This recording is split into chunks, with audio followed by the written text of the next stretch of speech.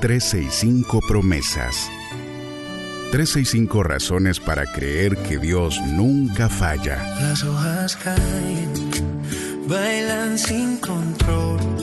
Mi suspiro rompe el silencio, buscando un rayo de sol.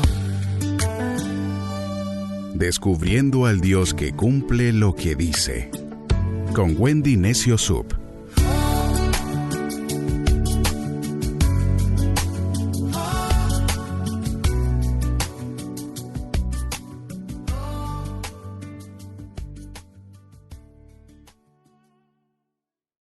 De marzo, promesa 62. Abracen la vida de Dios. Marcos, capítulo 11, versos del 22 al 24 dice: tengan fe en Dios. Les digo la verdad. Ustedes pueden decir a esta montaña: levántate y échate al mar, y sucederá. Pero deben creer de verdad que ocurrirá y no tener ninguna duda en el corazón. Les digo, ustedes pueden orar por cualquier cosa y si creen que la han recibido, será suya. Estos mismos versos del 22 al 24 en la Biblia, el mensaje dicen: como Jesús era un hombre práctico, respondió: abracen esta vida de Dios, abrácenla de verdad y nada será demasiado para ustedes. Esa parte me encantó. Solo díganle: quítate de ahí sin dudar ni vacilar. Inclúyanlo todo al abrazar esta vida de Dios y obtendrán el todo de Dios. En la Biblia NTV, Nueva Traducción Viviente, Jesús dice: tengan fe en Dios. Literalmente en griego es: tengan la fe de Dios o la fe en Dios. Ojo, que no es fe en la fe, no. No es un pensamiento positivo, no. Es confianza total en el carácter de Dios. En la Biblia, el mensaje, la frase cambia de enfoque y dice: abracen esta vida de Dios. Aquí no solo se trata de creer por un milagro puntual, se trata de adoptar una forma de vivir. Queridos íntimos, la fe no es un evento, la fe es una postura permanente. La fe es la certeza de lo que se espera y la convicción de lo que no se ve. Es lo que nos dice Hebreos capítulo 11, verso 1. Fe no es gritarle a la montaña por emoción, no, es caminar todos los días convencido de que Dios tiene el control de mover nuestras montañas. La fe no es un botón que tú aprietas cuando hay crisis, no, es una vida que tú abrazas todos los días. Por eso es que leemos la Biblia todos los días, porque la misma Biblia dice que la fe es por el oír y el oír por la palabra de Dios. La fe no es una emoción intensa. La fe es una obediencia constante y eso cambia todo. Cuando Jesús habla de montañas, no habla de colinas físicas. En el contexto judío, una montaña representaba un obstáculo imposible, algo que no se puede mover con fuerza humana. Precisamente el día de ayer conversaba con ustedes en el vivo que tuvimos y les decía que este va a ser un mes donde los imposibles se volverán posibles gracias al poder y a la mano de Dios. La fe no va a ignorar la montaña, la fe le va a hablar a esa montaña. Corrie ten Boom dice que la fe es el radar que atraviesa la niebla cuando el ojo humano no puede ver. La fe ve lo invisible, cree lo increíble y recibe lo imposible. ¿Y te das cuenta de esto? Jesús habla a las montañas. Para los judíos, las montañas eran una metáfora de algo imposible de remover. Sistemas religiosos corruptos, imperios, obstáculos gigantes, cosas que uno dice: no, está muy difícil. Pero te pregunto, ¿acaso habrá algo demasiado difícil para nuestro Dios? Ojo que no es literal lanzar cerros al mar, es declarar que lo imposible no es definitivo cuando Dios interviene en tu vida. La fe no es la ausencia de la duda, es obediencia aún con dudas. ¿Y cómo podemos orar sin vacilar? Primero, debemos saber que la fe no es una emoción, la fe es una decisión. La indecisión paraliza el flujo de tu fe. La fe exige decisión antes de actuar. Segunda de Corintios capítulo 5, verso 7 dice que caminamos por fe y no por vista. Eso significa que la vista nos va a informar, pero no nos debe gobernar.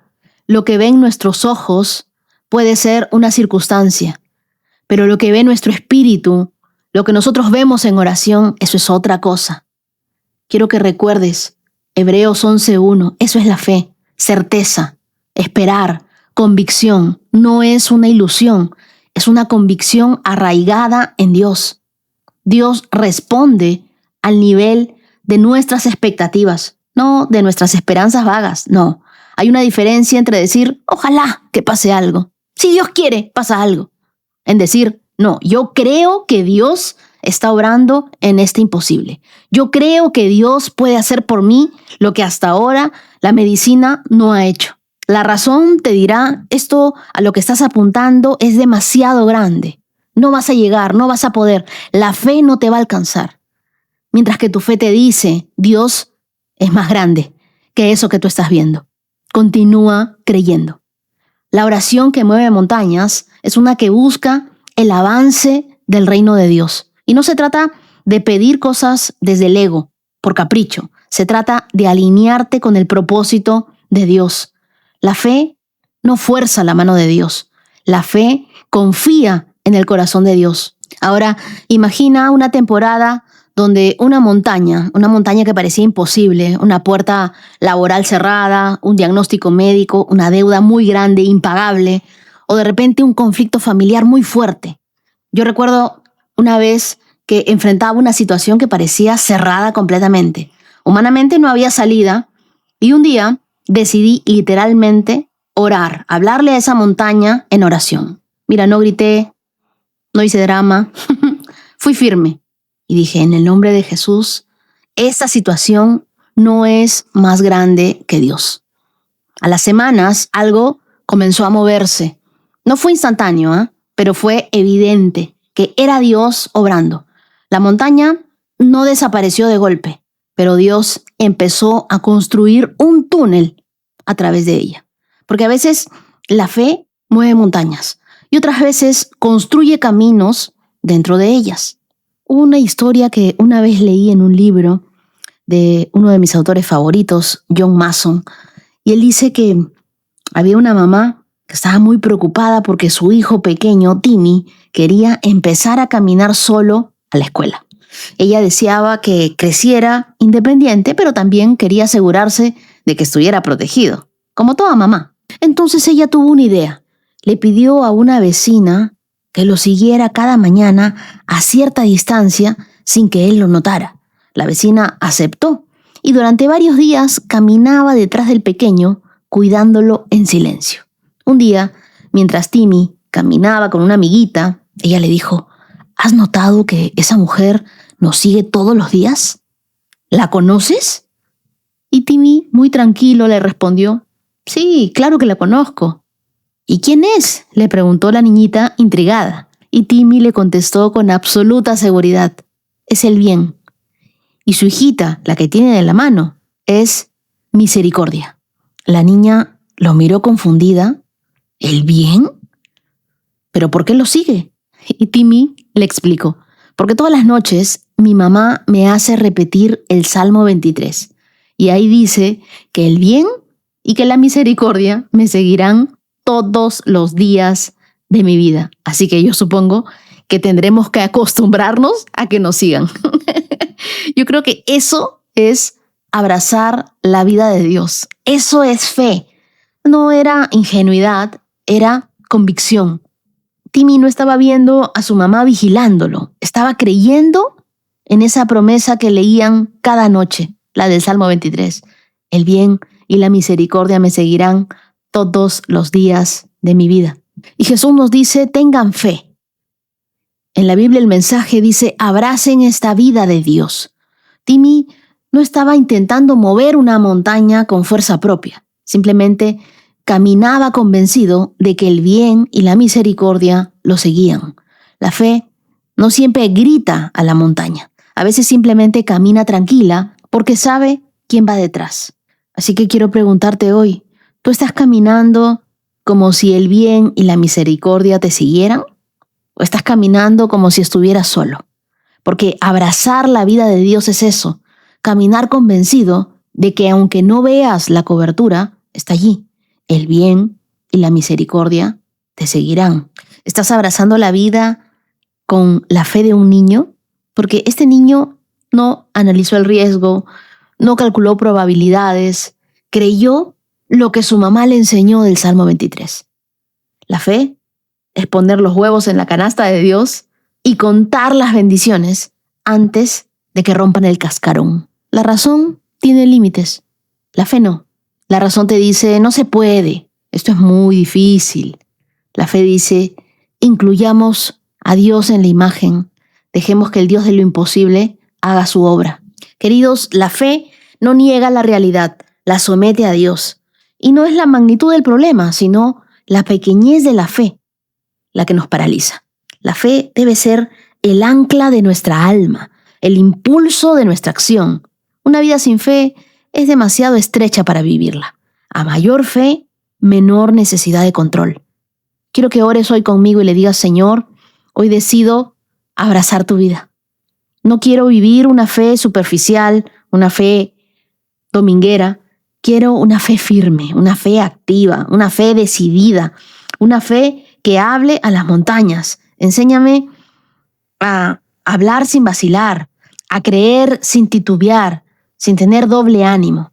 Que la razón no me limite, sino que mi fe se expanda. Cuando la duda quiera paralizarme, activa, Dios, en mí esa obediencia. Quiero ser sensible a tu voz. Limpia mi corazón de todo rencor para que mis oraciones fluyan con poder. Yo declaro que las montañas que enfrentamos en este mes no son más grandes que tu nombre y que tu propósito en nuestras vidas. Muéstrame, Dios, cómo mover esas montañas. Muéstranos, Señor, cómo atravesarlas.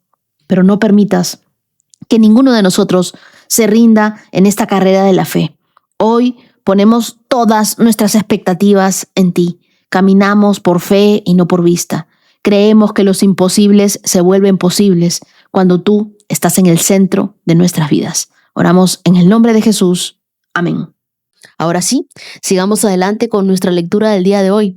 Hoy nos toca leer Levítico 27, desde el verso 14 hasta Números, capítulo 1, verso 54. Marcos, capítulo 11, versos del 1 al 25.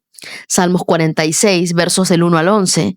Y Proverbios, capítulo 10, verso 23. Y quiero decirles a todos, si se han atrasado en su lectura, no se rindan.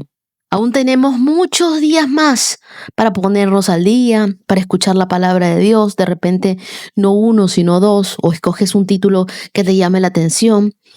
Pero el asunto es seguir adelante, no dejar ni un día de escuchar la palabra de Dios. Lo más importante no es la velocidad, es la constancia.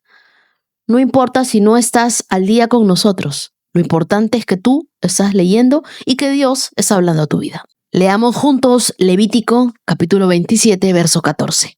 Si alguien dedica una casa al Señor, el sacerdote irá a valorarla. El cálculo del sacerdote será definitivo, ya sea alto o bajo. Si la persona que dedicó la casa quiere volver a comprarla, tendrá que pagar el valor fijado por el sacerdote, más de un 20%, entonces la casa volverá a ser suya. Si alguno le dedica al Señor una porción de su propiedad familiar, el valor será determinado de acuerdo a la cantidad de semilla que se necesita para sembrarla.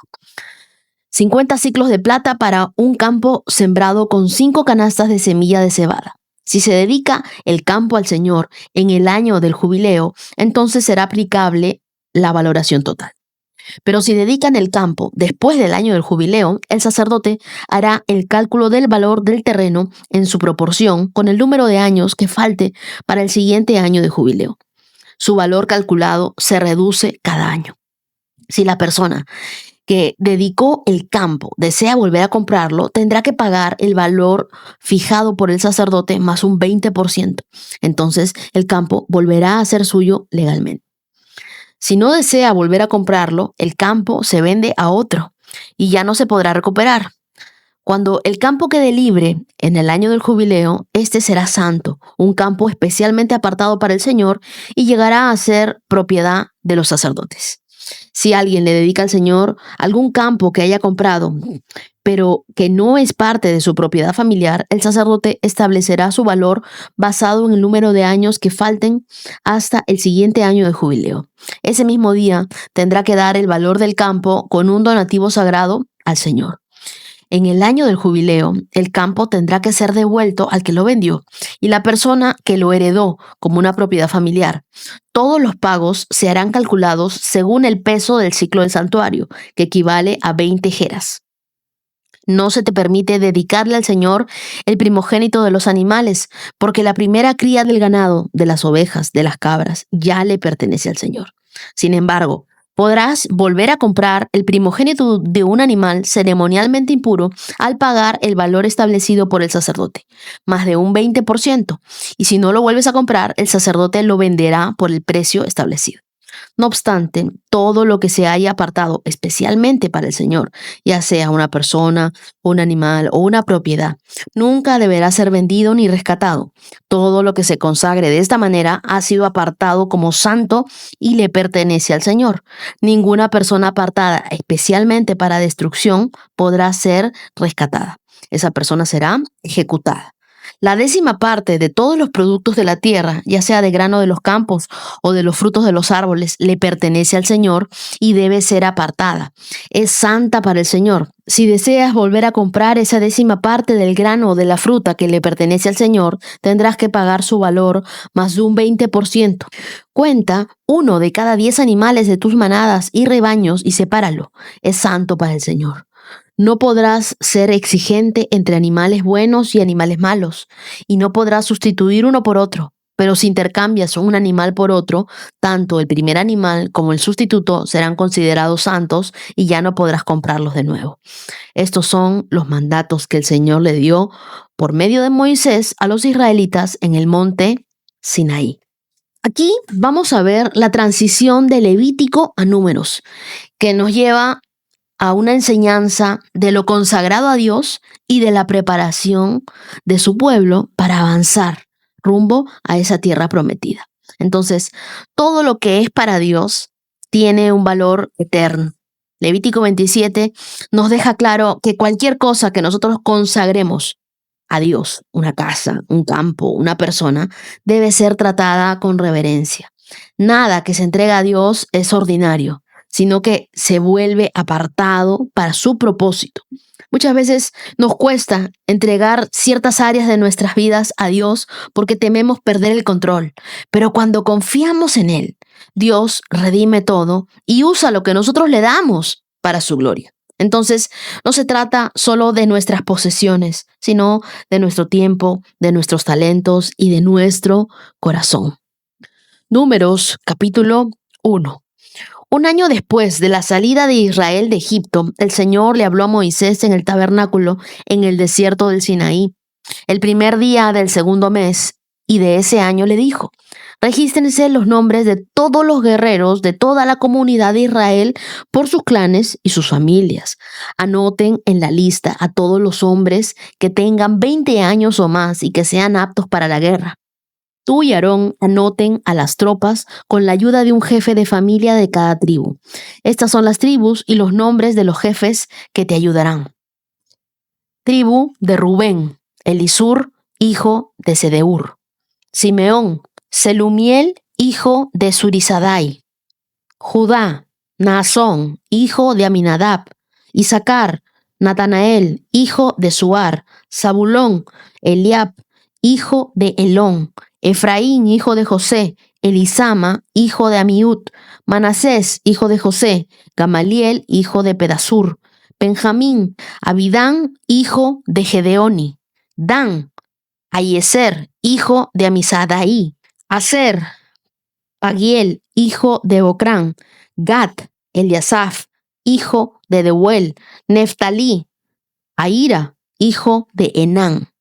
Esos son los jefes escogidos de la comunidad, jefes de sus tribus patriarcales, cabezas de los clanes de Israel. Entonces Moisés y Aarón convocaron a los jefes elegidos y reunieron a toda la comunidad de Israel ese mismo día. Se anotó a toda la gente según su descendencia por sus clanes y sus familias. Los varones de Israel de 20 años o más fueron anotados uno por uno, tal como el Señor lo había ordenado a Moisés. Así que Moisés registró sus nombres mientras estaban en el desierto del Sinaí. Este es el número de los hombres de 20 años o más que eran aptos para la guerra, y como quedaron escritos en el registro según su propio clan y su familia. Tribu de Rubén, el hijo mayor de Jacob, número 46.500. Simeón, 59.300. Gad, 45.650. Judá, 74.600. Isaacar, 54.400. Zabulón, 57.400. Efraín, hijo de José, 40.500. Manasés, hijo de José, 32.200. Benjamín, 35.400. Dan, 62.700. Aser, 41.500. Neftalí, 53.400. Moisés y Aarón y los 12 jefes de Israel anotaron a estos hombres agrupados de acuerdo a su familia patriarcal. Todos los hombres de Israel que tenían 20 años o más, que eran aptos para la guerra, fueron registrados por familias y en total sumaban 603.550.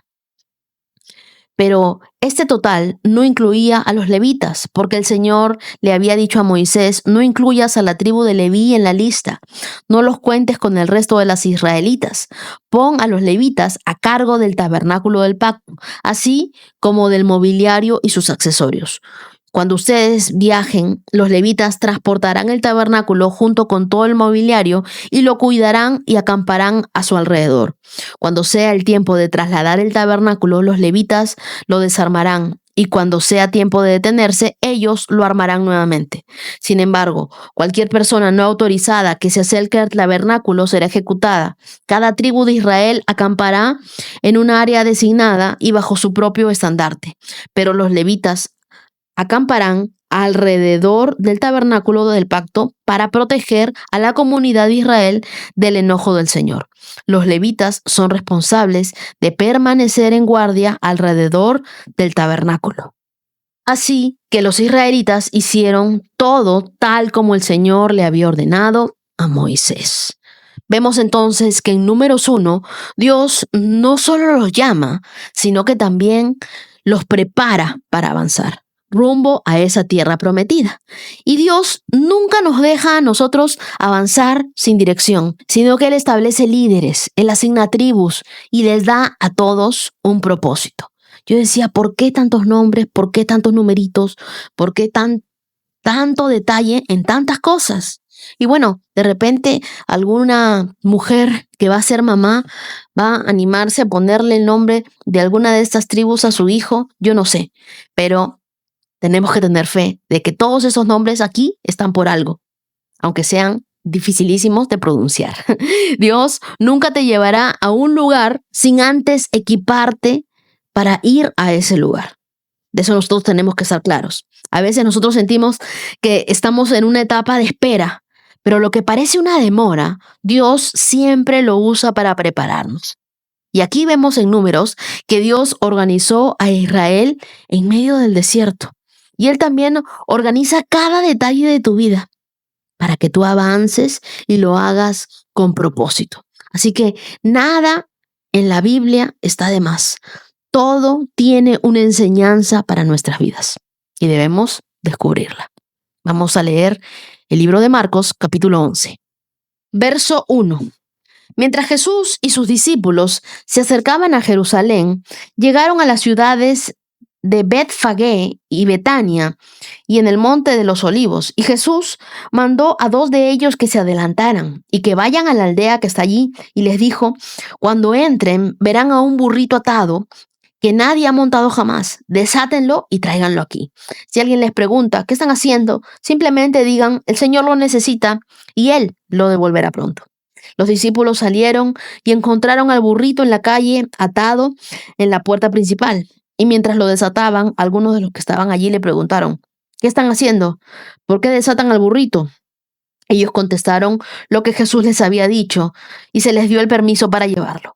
Así que llevaron el burrito a Jesús y pusieron sus prendas encima, y él se sentó allí, y muchos de la multitud tendían sus prendas sobre el camino delante de él, y otros extendían ramas frondosas que habían cortado en los campos. Y Jesús estaba en el centro de la procesión, y la gente lo rodeaba y gritaba: «Alaben a Dios. Bendiciones al que viene en el nombre del Señor. Bendiciones al reino que viene, el reino de nuestro antepasado David. Alaben a Dios en el cielo más alto». Así Jesús llegó a Jerusalén y entró en el templo, y después de mirar todo detenidamente a su alrededor, salió porque ya era tarde, y después regresó a Betania con sus 12 discípulos. Este pasaje de la entrada triunfal de Jesús, cuando Jesús entra a Jerusalén montado en un burro, estaba cumpliendo la profecía de Zacarías 9, verso 9, donde muestra que su reino no es un reino de poder terrenal, sino es un reino basado en la humildad y es un reino basado en el servicio. Nosotros a veces queremos que Jesús actúe a nuestra manera, pero Él es un rey soberano. Nuestra fe no debe basarse solo en lo que nosotros esperamos de Él, sino en quién es Él. Él es un rey. No nos confundamos y tratemos de darle órdenes a Dios y nosotros decirle a Dios cómo es que queremos que Él actúe en nuestra vida. No. ¿Quiénes somos nosotros en esta historia? Podemos ser la multitud. La multitud gritaba: «Hosana, alaben a Dios, bendiciones al que viene en nombre del Señor», y extendía sus mantos en el camino, reconociendo a Jesús como rey. Sin embargo, días después, muchos de ellos gritaban: «Crucifíquenlo». Esto nos hace reflexionar. ¿Seguimos a Jesús solo cuando nos conviene o cuando entendemos su propósito? Podremos también ser los discípulos. Jesús les dio una instrucción específica: vayan al pueblo, encuentren al burrito, desátenlo y tráiganmelo. Ellos obedecieron sin cuestionar. ¿Cuántas veces Dios nos da una tarea sencilla y nosotros dudamos en obedecer? Y por último, podemos ser el burrito. Tal vez sí, el burrito estaba atado, esperando ser usado, y Jesús le dio un propósito: llevar su gloria a Jerusalén. No era un caballo majestuoso, sino era un burrito común y silvestre, pero Jesús lo eligió para algo grande. Y ¿sabes qué? Dios no busca personas perfectas, Él busca corazones dispuestos.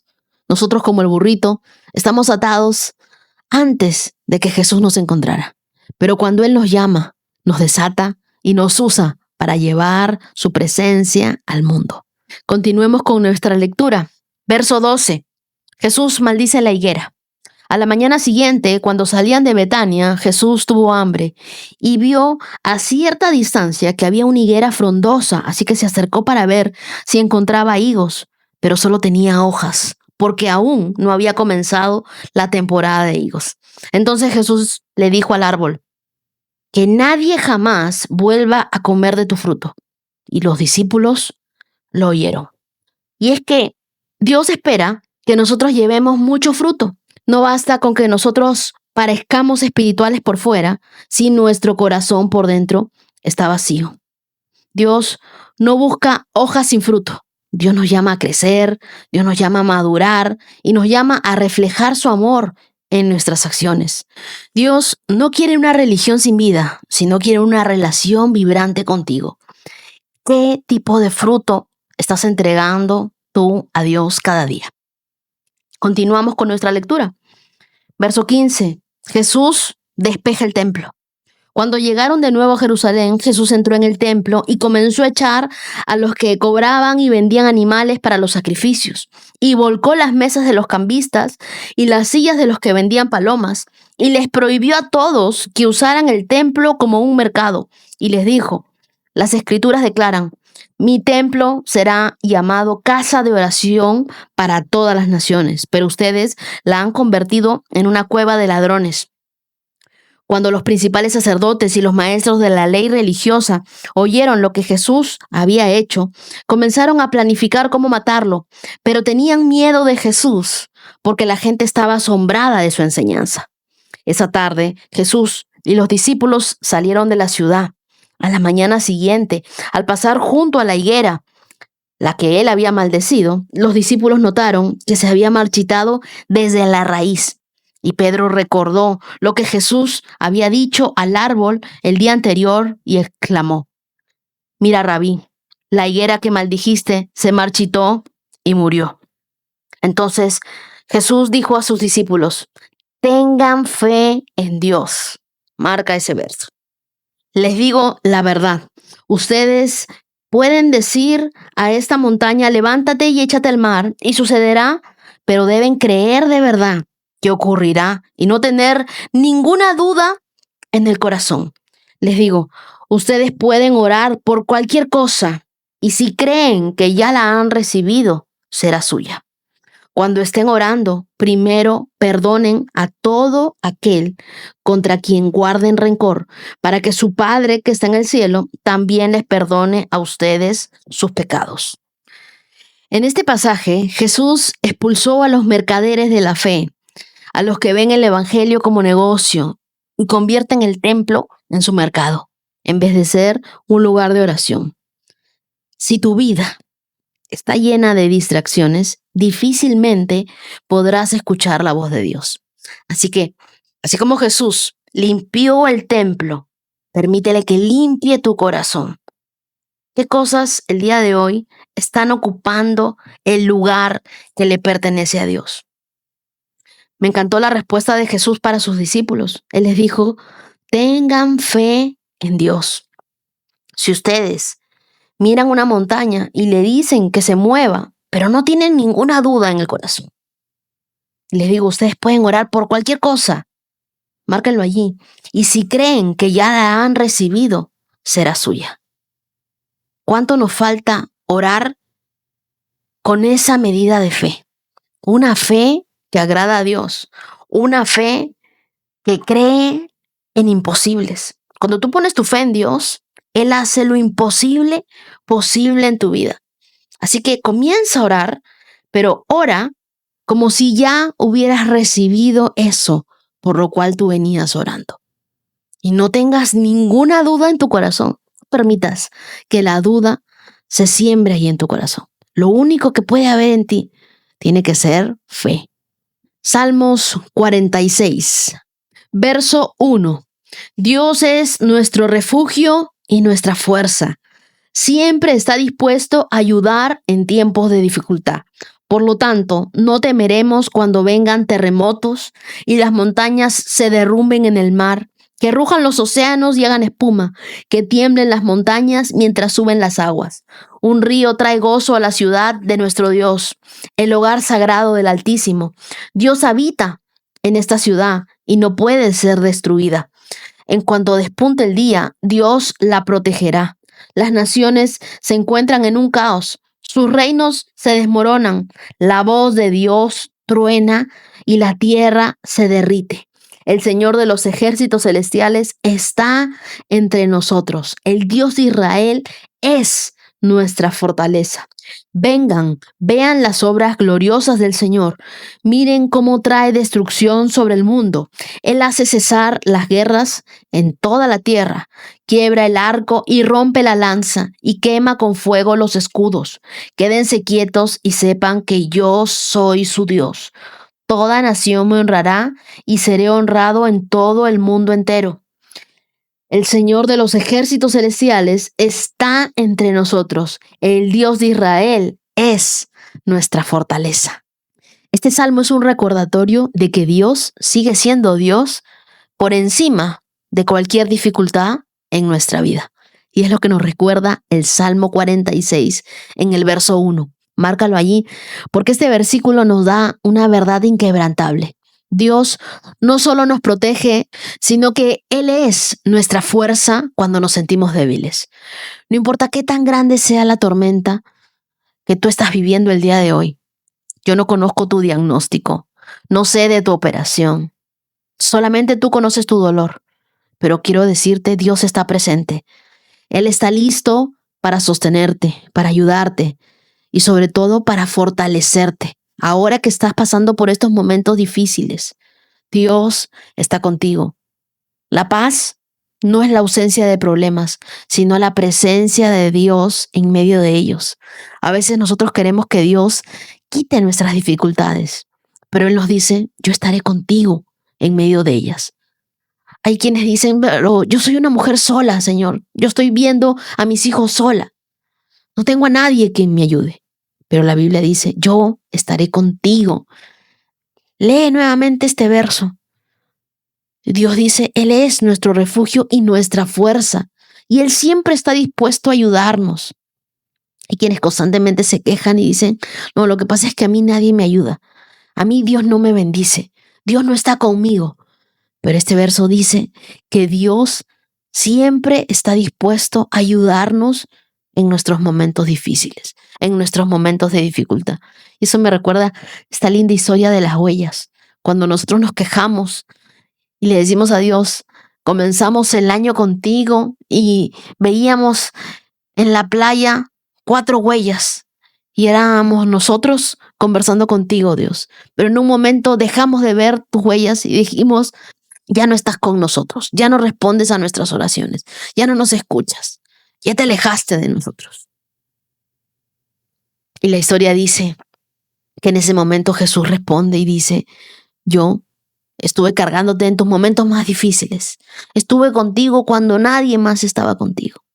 Así que las 2 huellas que tú mirabas en la arena no eran tus huellas, eran las mías, porque cuando tus fuerzas faltaron, yo estuve sosteniéndote.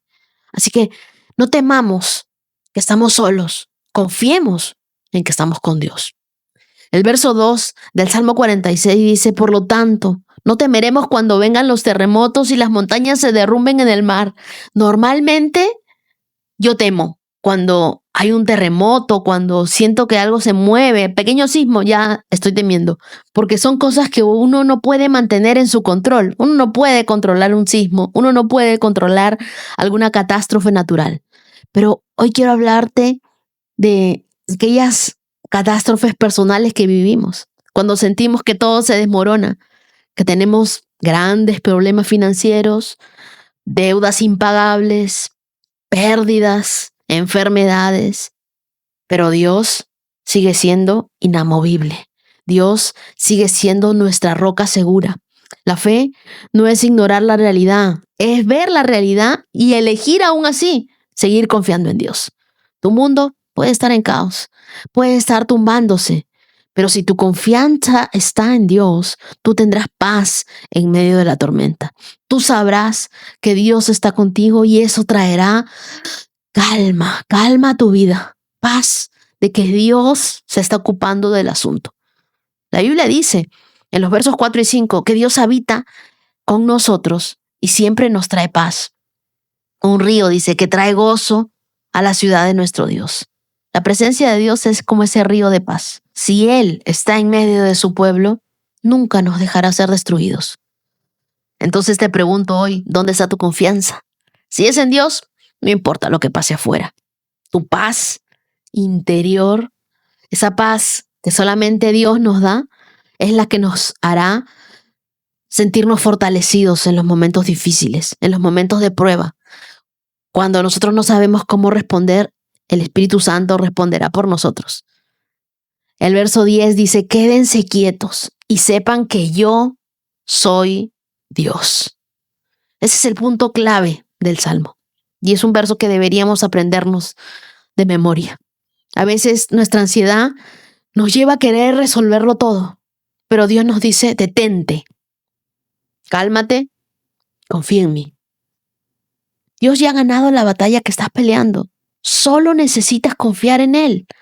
Cuando nosotros dejamos de luchar en nuestras fuerzas y aprendemos a descansar en Dios, encontramos respiro, encontramos la verdadera victoria. ¿A quién recurres tú cuando estás en problemas? ¿A tu propia capacidad o a ese Dios que todo lo puede? ¿Estás dejando que el miedo gobierne tu corazón o estás confiando que Dios tiene el control de todo? ¿Estás dispuesto y dispuesta a quedarte quieta, mujer, y confiar que Dios peleará por ti? ¿O todavía quieres seguir haciéndolo en tus fuerzas? Cuando nuestra alma está anclada en Dios, ninguna tormenta podrá hundirnos. Proverbios 10:23. Al necio le divierte hacer el mal, pero al sensato le da placer vivir sabiamente. Entonces este verso nos dice que la manera en la que usamos nuestro tiempo refleja el tipo de persona que nosotros somos. Mientras que el necio disfruta en hacer lo malo, el sabio encuentra gozo en la sabiduría. El necio se entretiene con el pecado, con hacer lo incorrecto. Para él todo es un juego, es un pasatiempo. No piensa en las consecuencias de sus acciones. Mientras que el sabio se deleita en aprender la sabiduría de Dios. Su gozo no está en la maldad, sino en crecer en obediencia a Dios. Pregunta que nos deberíamos hacer hoy es: ¿en qué nos estamos deleitando? ¿Mi alegría viene de hacer lo correcto o de seguir placeres que no me edifican? Hoy en día hay tantas cosas que pueden distraernos, que pueden alejarnos de Dios, como el entretenimiento sin límites, el contenido que no edifica, relaciones tóxicas. Y es que el pecado se disfraza de diversión, pero su final es de destrucción. Lo que tú alimentes en tu vida, eso crece. Si tú alimentas el pecado, crecerá. Si tú alimentas la sabiduría, también crecerá. Jesús nos enseñó en Mateo 6:21 que donde está nuestro tesoro, allí también está nuestro corazón. ¿Dónde está el tuyo? Y así llegamos hoy a nuestros primeros 62K y vamos por más. Hoy quiero que escuches atentamente el testimonio de Alejandra Ovalle. Hola Wendy, soy Alejandra desde Pensilvania y quiero compartirte mi testimonio a ti y con los íntimos. Mi historia comienza hace 3 años cuando me tuvieron que intervenir quirúrgicamente porque un quiste reventó y torció una trompa y a su vez se vio afectado mi ovario izquierdo, tuvieron que removerlo. Se dieron cuenta en la cirugía que tenía una infección regada en todos los órganos y tenía los intestinos pegados del útero y tenía endometriosis.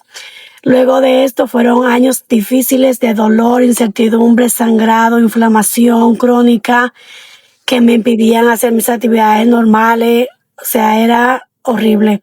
Yo siempre le pedí a Dios por una sanidad, pero a veces siento que Dios no quiere sanarte, quiere salvarte, quiere enseñarte cosas y quiere prepararte para algo mejor. El proceso fue difícil, pero luego de ahí hicieron varias laparoscopía expiratoria y los resultados eran lo mismo. El diagnóstico era que probablemente terminaría con una bolsa en el estómago porque tenían que despegar los intestinos del útero y era riesgoso y complicada la operación. Entonces yo el 27 de enero decidí someterme a una esterectomía para que me reextirparan el útero, me limpiaran y quitaran un tejido de adherente y me despegaran los intestinos del útero. Ese día llegó y yo y mi esposo íbamos literalmente llorando, triste, quebrantada, porque realmente no quería llegar a ese momento, pero le dije a Dios: sáname, ayúdame, por favor, ten misericordia de mí y hoy voy a honrarte con mi fe. Dios me dio una calma que mi esposo me decía, pero no pareces que vas a ser operada ahora en poco momento, y realmente yo confiaba en que Dios iba a hacer el milagro. Hoy hace 1 mes de mi cirugía, puedo decirte que Dios me dio la sanidad completa, no tengo ninguna bolsa en el estómago, la cirugía fue un éxito completo, fue un milagro, estoy sana y quiero decir a los íntimos que Dios viene en camino con tu milagro, que algo grande va a pasar, hay promesa de vida y planes buenos tiene Dios para con nosotros. Y decido decirle a todos que honren a Dios con su fe porque cosas grandes van a suceder. Mi querida Alejandra, gracias por abrir tu corazón, gracias por honrar a Dios con tu fe. Cuando todo parecía incierto, tú decidiste creer. Y lo que viviste no fue pequeño, fue una batalla real, con lágrimas reales, pero también con un Dios real que siempre interviene. Y quiero decirte algo, tu proceso no fue en vano. Tu dolor de ayer se convirtió en tu testimonio de hoy. Y sabes, esa cicatriz que tienes en tu cuerpo es la evidencia de la fidelidad de Dios. Porque tú pudiste haber muerto, pero Dios te mantiene con vida. De repente tú estás escuchando esto, estás en medio de un diagnóstico complicado, el miedo está en tu mente, o quizá estás en una sala de espera. Quiero que no sueltes la fe en Dios. El mismo Dios que estuvo en ese quirófano con Alejandra y con muchos otros, está hoy contigo. La Biblia dice en Jeremías capítulo 30, verso 17, te devolveré la salud y sanaré tus heridas. Eso dice el Señor. Yo lo creo, lo declaro sobre cada persona que hoy tiene un mal diagnóstico y estoy creyendo por un imposible posible en las manos de Dios. Y ahora te invito a escuchar el testimonio de Andreina del Carmen desde Chile. Hola Wendy, querida comunidad de íntimos. Les saluda por acá Andreina desde Santiago de Chile y quería compartirles mi testimonio. Todo ocurrió un 22 de febrero, un día antes de mi cumpleaños. Yo me sentía agobiada, cansada, estresada, tenía 1000 cosas por hacer a pesar de que estaba de vacaciones. Y en ese preciso instante le pedí a Dios que me diera dirección, que fuera mi guía. Le dejaba todo el control a él y pasamos un domingo maravilloso. Salí con mi hijo al parque, luego nos reencontramos con un amiguito de él del colegio y su mamá. Fuimos a comer helados en McDonald's, luego fuimos a un parque, ella nos invitó a comer a su casa y finalmente fuimos a misa y retornamos a nuestra casa.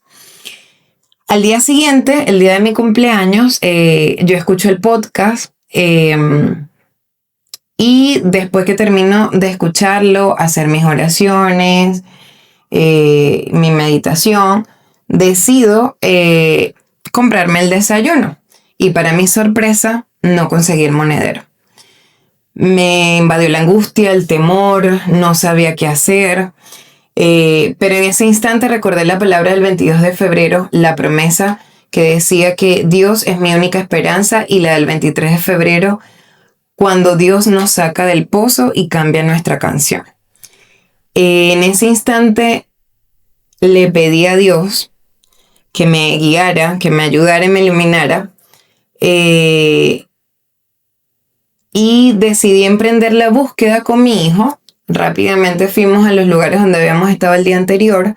Fuimos al parque, luego cerca de la casa del amiguito, a preguntar en recepción. Y finalmente fuimos a McDonald's.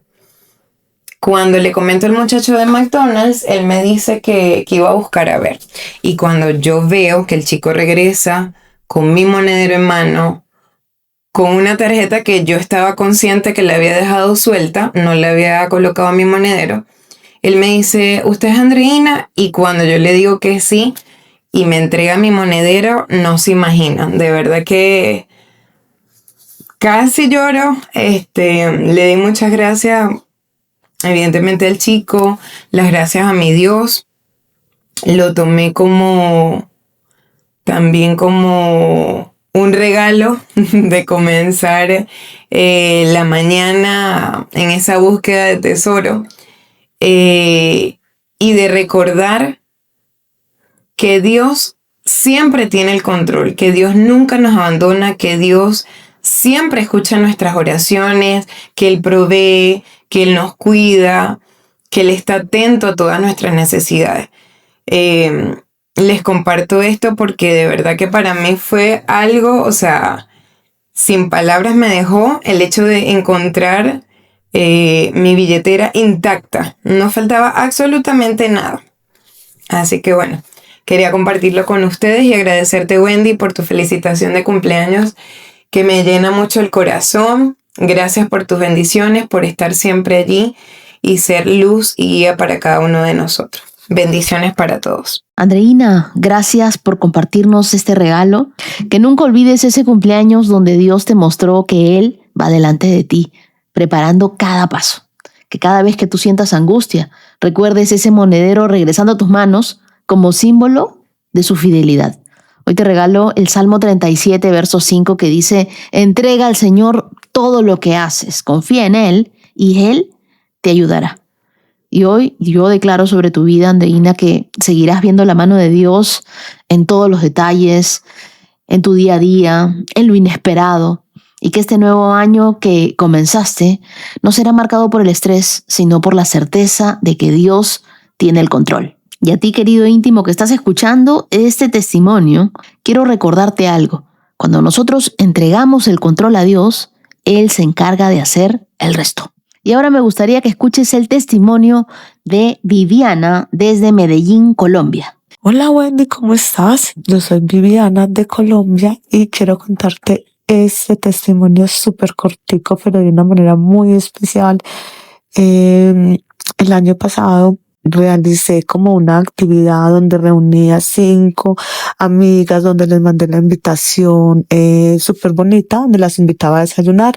En realidad no les dije de qué se trataba, solamente las invité a desayunar como con 8 días de anticipación, mientras que yo preparaba todo lo que tenía en mi corazón y que sentía que Dios me estaba hablando en ese momento, que era presentarles la palabra y dárselas a conocer de una manera totalmente diferente, mostrándoles que estaba el podcast 365. Entonces ese día las invité a desayunar y en medio del desayuno pintamos unas alitas con un corazón, escuchamos tu lectura del día, desayunamos, compartimos, ese día llorábamos, nos abrazábamos, nos contamos cosas que teníamos muy profundas, ese día nos abrimos, nuestros corazones se entregaron en ese rato. Realmente fue muy especial porque Dios nos permitió compartir y que cada una pudiera ser libre en ese momento. Pero el dato curioso acá realmente es que éramos 5 chicas, una de ellas a última hora no pudo ir. Y antes, pues como estábamos todavía a tiempo, se me viene a la mente una de las chicas que no la había invitado. Y pues yo ese día les regalé agenda a todas nos gusta hacer ejercicio, entonces como con una caricatura haciendo ejercicio, todas tenían un versículo especial para cada una, tenían una palabra, mejor dicho, dirigidas para ellas, y me dio tiempo de mandarle a hacer la agenda, me dio tiempo de mandarle a hacer el lapicero, el llavero, y pues Wendy, te cuento que la chica se llama Valentina. Me ha sorprendido mucho porque de todas, Vale es la que desde ese día ha seguido el 365. Este año lo inició con toda, este año súper contenta, su vida ha cambiado mucho, ella siente esa paz, siente esa tranquilidad en su corazón, siente como Dios la ha tocado.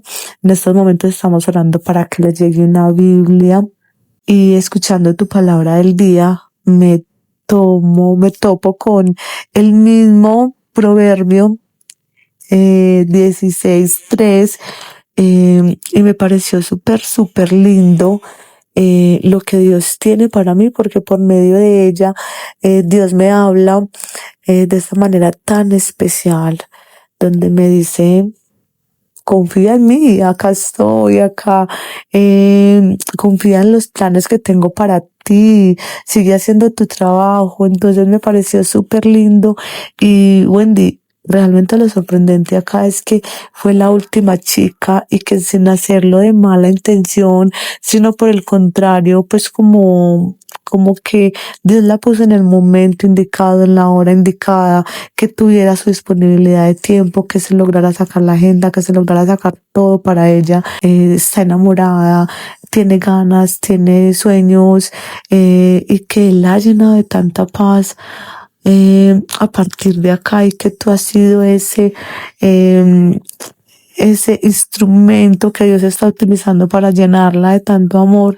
Me siento súper feliz, súper contenta, y hoy siento que no es una casualidad que ella me haya dado el almanaque y que tú hayas dicho este proverbio y que tú nos hayas dado esta palabra. No, yo siento que viene directamente de Dios para nosotras. Entonces como que quería dar este testimonio. Dios siempre nos escucha, Él siempre está con nosotros, y aunque en muchas ocasiones nos sintamos solas, realmente Dios está trabajando en silencio para lo que viene para nosotros, está abriendo esa luz en ese camino que nos tiene preparados.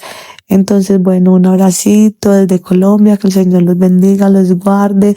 Viviana, gracias por abrir tu casa, gracias por abrir tu mesa y gracias por abrir tu corazón. A veces nosotros creemos que estamos haciendo algo pequeño, pero para Dios es una siembra eterna. Dios te usó y lo hizo como un instrumento. Yo creo que no fue casualidad que Valentina llegara en el último momento.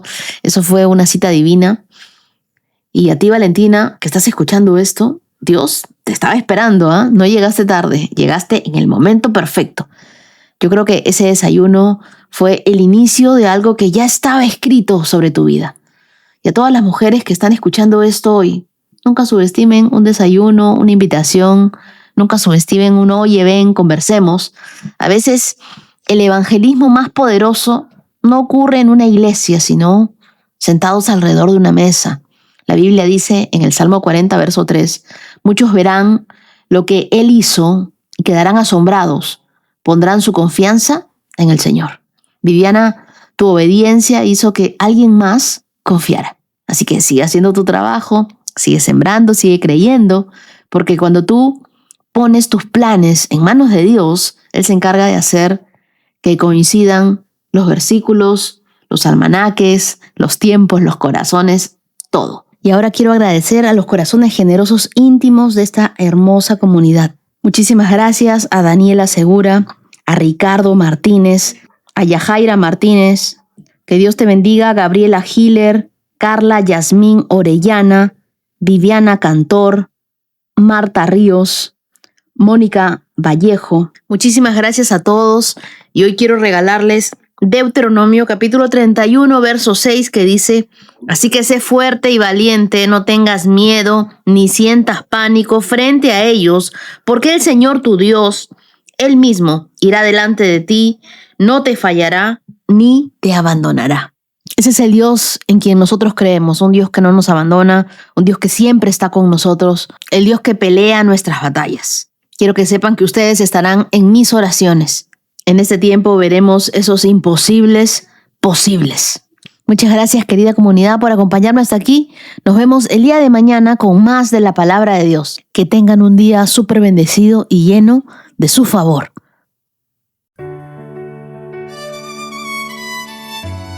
Has escuchado 365 Promesas. Síguenos en Facebook e Instagram, @Wendy Necio Sub. Hasta la próxima. Bailan sin control, mi suspiro rompe el silencio, buscando un rayo de sol. Promesa, promesa, promesa que salva. Oh, promesa, promesa, promesa que guía. Promesa, promesa plena en ti.